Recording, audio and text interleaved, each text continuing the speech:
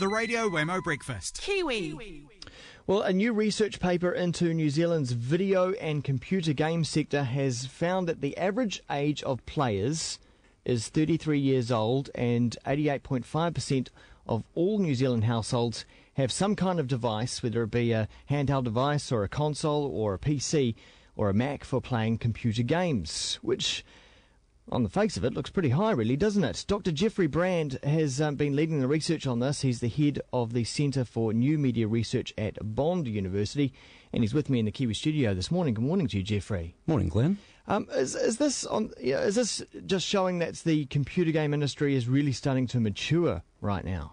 Look, that's my take. We've been doing this research now for, the better part of a decade, trying to really get a map of what's happening with gamers, what they're doing, what their attitudes are, what their demographics are. And what we're seeing really is that gaming is really coming into its own. It's like every other medium. It finally becomes mature and everybody does it. Gosh, you would have seen some pretty big changes over a decade. I mean, a decade is a long time in technology. It is a long time, particularly with this technology. I mean, if you think about, what it looked like 10 years ago, we were console generations back, and things were very different, not only in terms of the way games looked and sounded, but also what you did with them, how you interacted with them. I mean, there was no Guitar Hero back then, right? Yeah. So, I mean, it really has changed, and of course the Wii has really broadened the audience, and I think Move and Kinect coming up for the PS3 and the Xbox 360 will just continue to broaden that audience.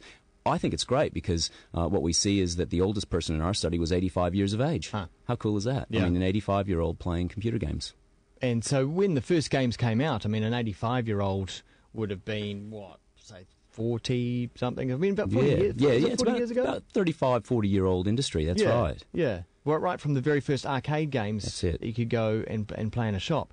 When I think about my own experience, I started gaming in the 80s, I think down at their local arcade, and then I got a Commodore 64. But I think at the time it was always thought of as one of those things that you'd play maybe as a kid, but you'd grow out of it. Yeah. It's a passing phase. Yeah, that's right. I think, when we look back at the 1970s and 1980s, I mean, I was on an Atari 2600, mate. So I mean, those are very early days, and I remember the consoles, the big stand-up consoles in the arcades. But I look back and I think, well, it used to be a toy industry. Yeah. And I remember when I was doing my postgrad research, I really wanted to study computer games because I was into them. Yeah. But I was told they were toys. Was that because you couldn't make them? That's it. Study them. If you can't do, teach. Or if you can't make them, study them. Yeah. And it's really bloomed into a multi-billion-dollar industry, hasn't it? I mean, it's bigger than Hollywood. Yeah, Glenn. I mean, people sort of say, okay, what are those numbers about? Well, it's bigger than box office receipts. I mean, if you take all of the DVD players and all of the DVDs printed and all of the box office receipts, no, it's not bigger, but it's awfully close. I mean, right now, if you're looking at New Zealand dollars, you're talking about a $65 billion international industry. Now, is this the first research of its kind specifically in New Zealand? It's not the first video games research in New Zealand. Parentline 2 years ago did a really excellent study in the Hamilton area, but it was just in Hamilton. Okay. Pretty much focused on children and really compliance with playing games that weren't restricted. This is the first national research. Because this shows gaming has gone mainstream. The average age, as I say, is 33. It's a year older than me. So I guess I'm a typical gamer, really.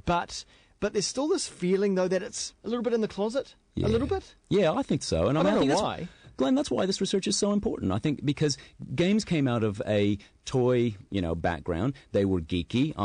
I think one of the reasons they're in the closet is because they're PCs, they're computers, they're chips, and they're not really something that everyone else in society does. But what we're seeing, of course, is everything is digital. I mean, look at your program. Yeah. So it's now the case that we just need to get past the basically decade-old stereotype and move on. It's still in there in the mind. I would imagine for a younger generation, there's no way that has that chic at all. It is fully mainstream. I went into JB Hi-Fi on the weekend. I hadn't stepped into one of these for years, and I was astounded. There's rows and rows and rows of games. I mean, it used to be the little kind of section, almost like the adult section or something of it, out of the way. Behind the doors. Yeah, behind the doors, exactly. Yeah. And it's huge.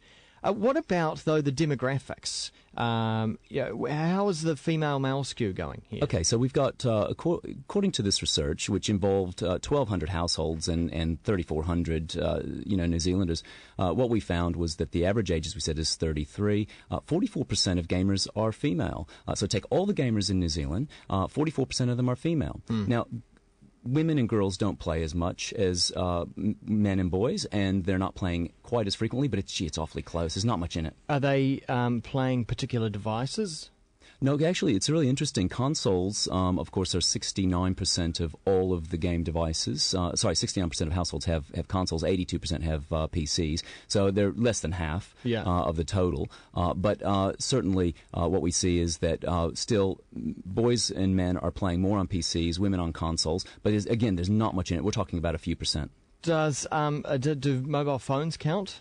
We didn't actually include mobile phones in this study, which makes it very conservative if you think about it. Yeah. Because, I mean, almost everybody has a game device if you consider their mobile phone. Yeah. I don't know of anyone who, even a 2G mobile phone has games on it. And that's massively growing at the moment as well. It is, and we didn't include, we didn't exclude, but we didn't include social networking games as well. So if you're on Facebook but you don't play computer games elsewhere, you might be playing a social networking game. Farmville or something. That's it. Like that. I don't want to know when you level up, mate. Yeah, what about...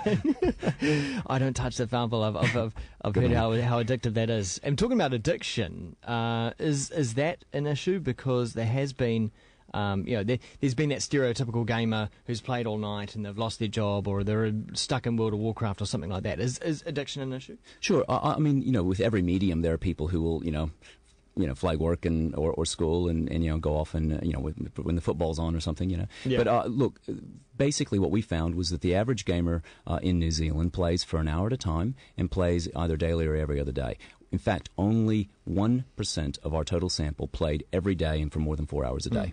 So that's a very small proportion. And you look at any behavior, whether it's work or working out. Some people are addicted to certain behaviors, and you're going to get a small percentage. But this is pretty small, I have to say. This is also interesting at a time when TV say that their audiences are also increasing. So is gaming in competition, or is it complementary to other media consumption? Oh, mate, it's in competition. Gamers are more likely to play sport. They're more likely to go out and have a coffee with friends than non-gamers, interestingly enough. So they're very social, They're very active. But what comes at the cost of gaming is traditional media, particularly print media. Gamers are much more likely to go out and watch a DVD, get a DVD and bring it home and watch it, than non-gamers, but they're less likely to read the newspaper, magazine, and so on. You've also said in the research that the New Zealand computer games industry is growing at an annualised rate of more than 12%. Now, industry, is that even games that are imported, or are we talking about a local industry that's creating games? No, we're talking about the whole industry. Okay. Yeah. So, and look, worldwide at the moment, game production is under pressure because of the global financial crisis. Yeah. And there have been hits, certainly, both in New Zealand and in Australia. So, the South Pacific is getting a bit of a hit at the moment. But look, I think it'll pick up because games are being used for more and more things. In fact, I can see books and games merging already on the iPad. You're seeing interactive books that use game-based technologies. So I think there'll be growth there in the very near term. Was a recent game like Alan Wake, this blur between cinematic movie experience and game is totally blurred. Oh, absolutely. And of course, all of the all of the films that are of sci-fi and fantasy nature are ported between film and games. So it's all happening. But the global industry is huge. In New Zealand, it includes all the consoles and all of the software as well as production. So Jeffrey, what are you playing at the moment?